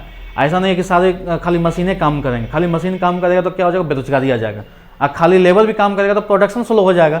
फास्ट भी रखना है ना, और बेरोजगारी भी नहीं आना चाहिए, दोनों पे काम करना है हमको। ये सरकार का दूसरा सोच है, दूसरा समस्या है ना, ये समस्या है कि नहीं, भारी समस्या है। नहीं तो अगर ये नहीं सोचेगा गवर्नमेंट तो क्या हो जाएगा, बेरोजगारी आ जाएगा कि नहीं आ जाएगा, और प्रोडक्शन स्लो भी हो सकता है, फास्ट भी हो सकता है। ये सारे मैनेजमेंट जो बाजार में मिलता है ये गवर्नमेंट कर रहा है हमारा, ठीक है। अब देखिए क्या करना था, प्रोडक्शन सोच लिए, कैसे करना था, मेरा माल तैयार हो गया, बन गया। अब बताइए मेरा प्रोडक्शन हो के तैयार है, हम चावल उत्पादन कर लिए हैं, मशीन बन गया है, सारा चीज़ काम हो गया है ना, जो भी हो गया बन गया, माल मेरा तैयार है। अब हम बेचेंगे किसको? गवर्नमेंट बोलता किसके लिए उत्पादन करें, कौन लेगा? तो हमारे दुनिया में दो तरीके का लोग होते हैं। कितना तरीके का लोग होते हैं? कौन कौन? एक अमीर होता है और एक गरीब होता है। मिडिल फैमिली बोल के कोई चीज़ नहीं होता है। गवर्नमेंट के नज़र में होता है क्या मिडिल फैमिली? वो तो हम लोग अपना सुविधा के लिए बनाए कि ये मिडिल वाला है, ये चीज़ है। एक गरीबी रेखा के नीचे होता है, एक गरीबी रेखा के ऊपर होता है। जो गरीबी रेखा के ऊपर है सब अमीर है, जो गरीबी रेखा के नीचे वो सब गरीब है। यही होता है ना। तो क्या होता है, गवर्नमेंट के नज़र में दो तरीका के लोग होते हैं, एक रिच होते हैं, एक पुअर होते हैं। ठीक है, तो मान लीजिए अमीर जो है अमीर लोग हैं और दूसरा क्या है, गरीब लोग हैं। गरीब, एक अमीर है और दूसरा कौन है, गरीब है। तो बताइए अगर हम लोग उत्पादन जो है अमीर के लिए करेंगे, ठीक है, हम लोग क्या कहते, तो अमीर आदमी पूरा पैसा पे करके सामान खरीदेगा कि नहीं खरीदेगा? पूरा पैसा पे करेगा, गवर्नमेंट को पूरा कमाई है ना। अच्छा बात है, गवर्नमेंट चाहेगा सब माल हम अमीरे को बेच दें, चाहेगा ना। तो देखिए क्या होगा, फिर कुछ गरीब लोग हैं जिसको खाने के लिए पैसा भी नहीं है ना। तो क्या होता है कि मान लो कि जितना भी आप देखते हैं भिखारी है या गरीबी रेखा, बहुत सारा ऐसा लेबर है जो कि कमाई उसका बहुत कम है, जो उसका घर भी नहीं चल पा रहा है, तो उसको देख रेख कौन कर रहा है? तो इसका गवर्नमेंट कर रहे हैं। कौन कर रहे हैं? ये गवर्नमेंट। गवर्नमेंट क्या सोचता है ना कि देखिए कि गरीबी रेखा के जो नीचे है उसको वो लोग विशेष सुविधा देते हैं। बताइए गवर्नमेंट स्कूल है ना, गवर्नमेंट स्कूल का जिसे बोला जिसके मान लीजिए जिसका पैसा नहीं है आप मेरे पास पढ़िए, गवर्नमेंट बोला मेरे पास फ्री में पढ़िए, हम गरीब के लिए सुविधा दे रहे हैं। गवर्नमेंट स्कूल है, गवर्नमेंट हॉस्पिटल है। बताइए कि बहुत सारे गरीब लोगों का राशन कार्ड बनता है ना, राशन कार्ड बनता है। तो राशन कार्ड में क्या होता है, जो चावल मार्केट में 20 रुपये के जी होता है वो 1 रुपये के जी देता है ना। जो चीनी आपका 40 रुपये किलो है वहाँ 1-2 रुपये मिलता है कि नहीं मिलता है? तो ये सारी चीज़ बताइए, तो ये माल बेचने से क्या गवर्नमेंट को फ़ायदा है क्या? गवर्नमेंट को तो लॉस है। गवर्नमेंट चावल खरीद के ला रहा है 25 रुपये किलो, अब बेच रहा है 1 रुपये किलो। किसको दे रहा है? गरीब को दे रहा है। तो बोलता है कि तो गवर्नमेंट क्या सोचता है ना, बोलता है सब माल हम अमीरे को बेच देते हैं, काम करते हैं। तब बताइए गरीब भूखा मर जाएगा कि नहीं मर जाएगा, है ना। और बोलते हैं सब गरीबी को बेच दें तो पूरा देश गरीब हो जाएगा।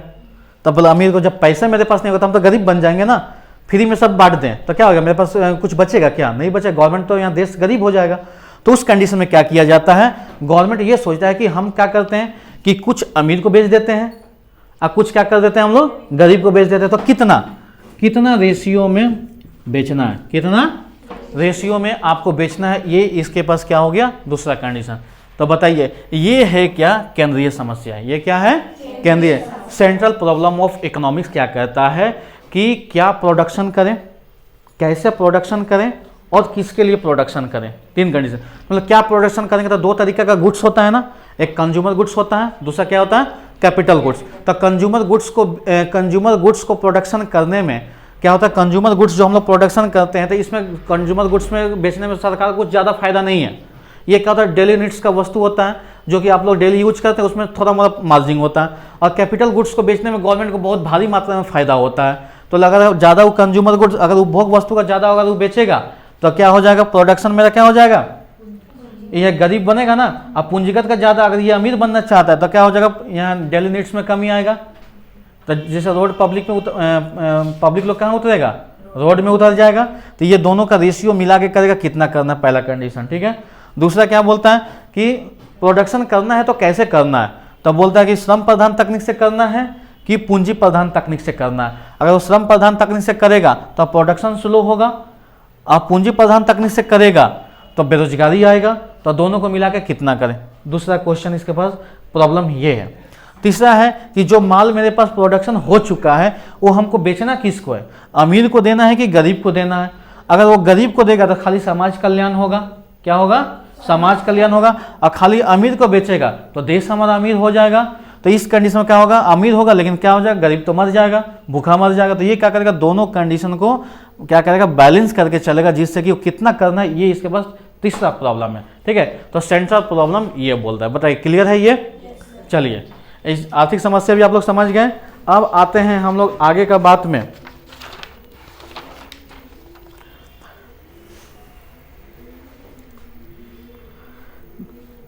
एक आता है आपके पास अगला टॉपिक, औसत लागत, अपॉर्चुनिटी कॉस्ट। कौन सा? Opportunity cost. क्या होता है? Opportunity cost. औसत लागत किसको कहते हैं? हम बता दें, एक एग्जांपल हम आपको बताते हैं, ठीक है। जैसे कि मान लें कि आप पढ़ लिख लिए, ठीक है, आपका जॉब लग रहा है। कहाँ लगा? आप कहीं इंटरव्यू दिए, आप 3 जगह इंटरव्यू दिए, ठीक है, 3 जगह इंटरव्यू दिए, तो एक जगह मिल रहा है आपको 20,000 रुपया, एक जगह मिल रहा है आपको 25,000 रुपया, और एक जगह मिल रहा है आपको 30,000 रुपया। बताइए तो, आपको तीनों जगह सिलेक्शन हो गया, इंटरव्यू दिए, तीनों जगह सिलेक्शन हो गया, तो आप बताइए कौन सा नौकरी कीजिएगा? 30,000 वाला आप नौकरी कीजिएगा। ये दोनों को छोड़ दिए ना, रिजाइन मार देंगे, ये छोड़ दिए, आप 30,000 रुपया वाला नौकरी किए, आप अपना डॉक्यूमेंट्स ले गए, कंपनी में देने गए, लीजिए भाई 30,000 वाला नौकरी हमको आप दे दीजिए, ठीक है। अलग अलग जगह पे इंटरव्यू दिए हैं। अब बताइए, कंपनी में गया, आपका जब डॉक्यूमेंट्स वेरीफाई हो रहा है तो उसमें कुछ कमी पाया गया, ठीक है, कुछ कमी पाया गया, और उसके बाद से वो आपको कंपनी बोलेगा सॉरी हम आपको ये जॉब नहीं दे सकते हैं। क्या कर सकते हैं? ये जॉब हम नहीं दे सकते। अब बताइए, अब आप क्या कीजिएगा? अब आप क्या कीजिएगा? ऊपर वाला में जो था ऑप्शन 2 आपके पास, उसके पास जाइएगा। अब किसके पास आप जाइएगा? 25,000 वाला पास जाइएगा, ठीक है, 25,000 वाला जाइएगा। वो बोले ठीक है चलिए हम आपको रख लिए। तब बताइए, अभी आप थोड़ा देर पहले जस्ट आप 25,000 वाले को रिजाइन किए थे। क्या किए थे? रिजाइन किए थे, और आपको जब नहीं लगा तो फिर उसी को क्या किए? आप ज्वाइन किए। तो दूसरा सर्वश्रेष्ठ वैल्यू जिसको त्याग दिया जाता है, तो उसी को हम लोग औसत लागत बोलते हैं। क्या बोलते हैं हम लोग? औसत लागत। यानी थोड़ा देर पहले हम उसको अच्छा नहीं लग रहा था हमको, और अभी हमको वही अच्छा लग रहा है, तो अपॉर्चुनिटी है कि नहीं आपके पास? इसी को बोलते हैं अपॉर्चुनिटी कॉस्ट बोलते हैं। क्या बोलते हैं हम लोग? अपॉर्चुनिटी सेकेंड हाईएस्ट वैल्यू, जिसको हम लोग जस्ट नाउ रिमूव किए हुए थे अभी, और उसके बाद हम उसको क्या किए? गेन किए, तो उसको हम लोग क्या बोलेंगे? हम लोग अपॉर्चुनिटी कॉस्ट बोलेंगे। दूसरा सर्वश्रेष्ठ वैल्यू जिसको त्याग दिया जाता है, उसी को हम लोग क्या कहते हैं? औसत लागत। समझ में आया मेरा बात? चलिए, औसत लागत समझ में आ गया। तो इसके बाद से हमारे पास दूसरा जो टॉपिक है, एक है सीमांत औसत लागत। क्या है? सीमांत औसत लागत। इसको बोलते हैं मार्जिनल अपॉर्चुनिटी कॉस्ट। क्या बोलते हैं? मार्जिनल अपॉर्चुनिटी कॉस्ट, एमओसी बोलते हैं इसको। क्या बोलते हैं? और इस पे बहुत सारा नॉमरिकल्स है। क्या है? बहुत सारा नॉमरिकल्स है। मार्जिनल अपॉर्चुनिटी कॉस्ट क्या कहते हैं? हम आपको बता दें कि मार्जिनल अपॉर्चुनिटी जो कॉस्ट बोला जाता है, सबसे पहले ये सुन लीजिए, एक वस्तु का अधिक उत्पादन करने के लिए दूसरे वस्तु के उत्पादन में जो कमी लाया जाता है, तो उसको हम लोग क्या कहते हैं? मार्जिनल अपॉर्चुनिटी कॉस्ट बोला जाता है। ये आपको कुछ धसा नहीं होगा, ये उम्मीद करते हैं हम। देखिए,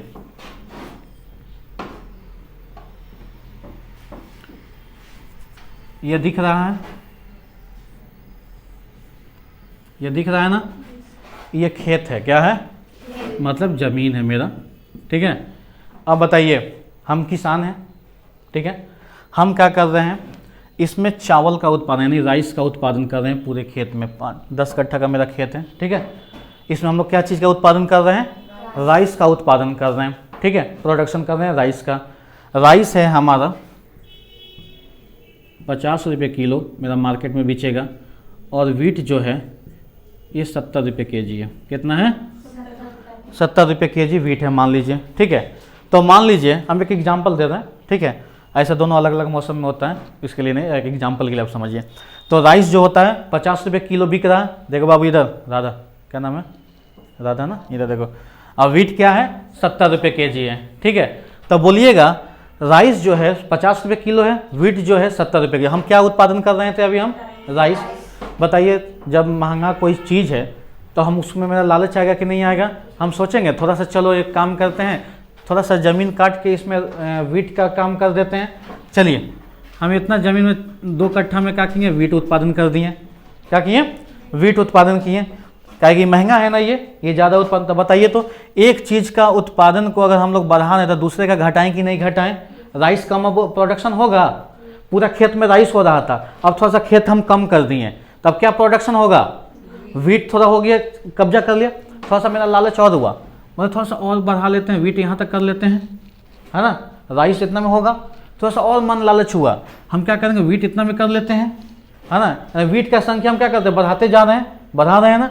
अब हम क्या करते थोड़ा सा और प्रोडक्शन कर लेते हैं, वीट का यहाँ तक कर लिए, राइस थोड़ा सा में रहने दो, ताकि राइस तो सस्ता है ना, जो चीज़ महंगा हो तो वही ना प्रोडक्शन, हमको तो प्रॉफिट देखना है, क्या देखना है, प्रॉफिट देखना है। अब बताइए थोड़ा सा और हम आगे बढ़ा दिए वीट का, क्या कि महंगा है। अब मेरा ऐसा मन ला जो चल हटा राइस को हटा, खाली वीटे को कर देते हैं, क्या कर देते हैं, वीटे को कर लेते हैं। तो आप बताइएगा हम लोग क्या किए, जब एक वस्तु का प्रोडक्शन को बढ़ाने के लिए दूसरे वस्तु का प्रोडक्शन को हम लोग घटा रहे हैं, क्या कर रहे हैं, घटा रहे हैं, तो इसी को हम लोग बोलते हैं मार्जिनल अपॉर्चुनिटी कॉस्ट बोलते हैं। क्या बोलते हैं, मार्जिन। एक वस्तु का उत्पादन बढ़ाने के लिए दूसरी वस्तु का उत्पादन को घटाया जाता है, तो इसको हम लोग बोलते हैं एमओसी, मार्जिनल अपॉर्चुनिटी कॉस्ट, सीमांत अवसर लागत। बताइए क्लियर है, सीमांत अवसर लागत आपका क्लियर है, ठीक है, यहाँ तक क्लियर है। तो आज का स्टडी हम लोग यहीं तक रखेंगे, क्या कि इसके बाद इस पर बेस्ड न्यूमेरिकल्स है, जो कि हम लोग लेक्चर 2 में बात करेंगे, ठीक है।